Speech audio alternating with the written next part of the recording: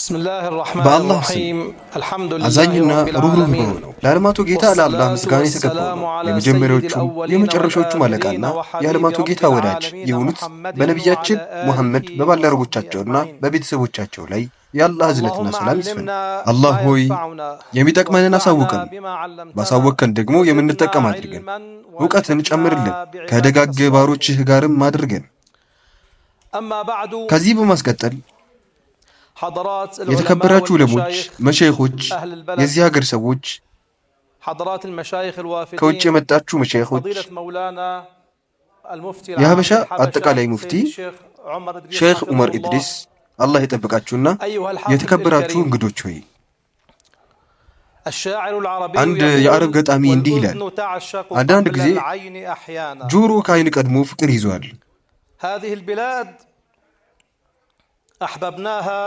ይህች ሀገርና ነዋሪዎቿን የወደድነው የነቢዩን ሰለላሁ ዐለይሂ ወሰለም ታሪክ ማንበብ ከጀመርን አንስቶ ነው።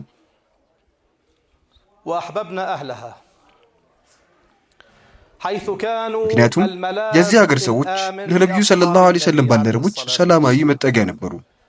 በእስልምና የተደረገው የመጀመሪያው ስደት ሀገርም ናት።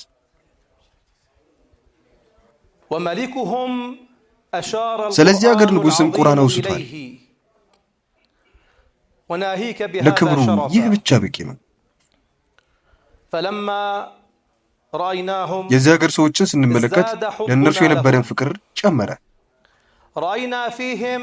የነቢዩ ሰለላሁ ዐለይሂ ወሰለም ባልደረቦችን በመቀበል በነጃሺ ልብ ውስጥ የነበረውን ስፋት በዚህ ሀገር ሰዎች ላይ ተመልክተናል።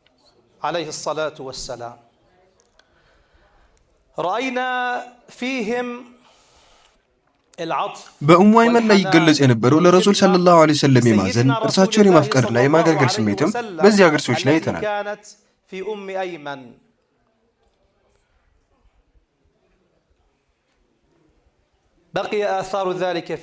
የዚህ ነገር ፋና በእነርሱ ላይ ይታያል። በእነርሱ ላይ እውነተኝነት፣ በእውነት ላይ መጽናትን ተመልክተናል። ልክ እንደ ሰይዱና ቢላል ማለት ነው።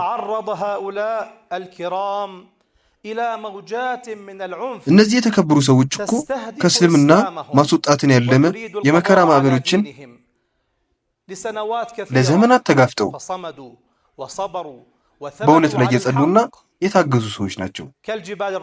ልክ ቀጥ እንዳሉ ተራሮች። ልክ ሰይዱና ቢላል በመካ በረሃዎች ላይ አሐዱን አሐድ እያሉ እንደጸኑት፣ በተጨማሪም በዚያ ሀገር ሰዎች ላይ በአላህና በመልእክተኛው ምን ያህል ደስተኛ እንደሆኑ ተመልክተናል።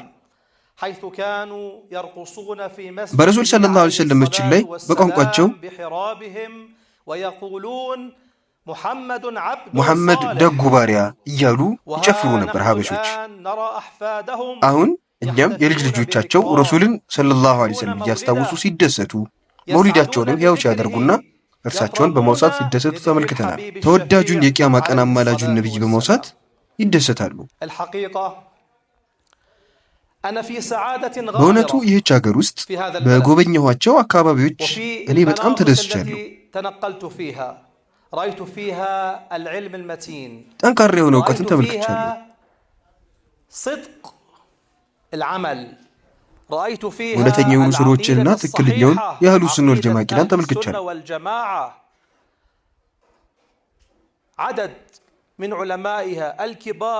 ከትላልቅ እስከ ትናንሽ ዑለሞች ከአህሉ ሱና ወል ጀማዓ ያፈነገጡ ሰዎችን በማስረጃነት ለመመለስ ሲጥሩ አይቻለሁ።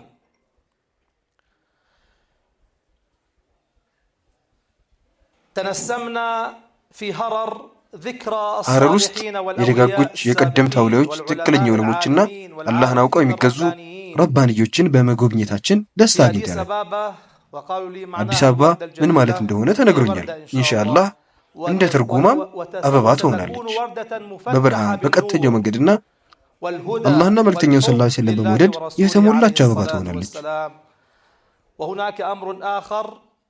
ሌላው መናገር የምፈልገው ደግሞ ካገኟቸው ሙስሊም ካልሆኑ ሰዎች ሳይቀር አየር ማረፊያው ከገባበት ሰዓት ጀምሮ ጥሩ አቀባበል፣ ክብርና ትኩረት ሰጥተውኛል።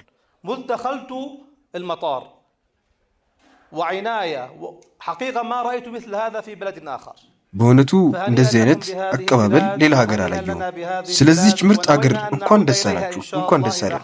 ሌሎች ፕሮግራሞች ሲኖሩም ደግመን ለመምጣት አስበናል። አላህ ይባርካችሁ፣ ውዴታውን ይስጣችሁ።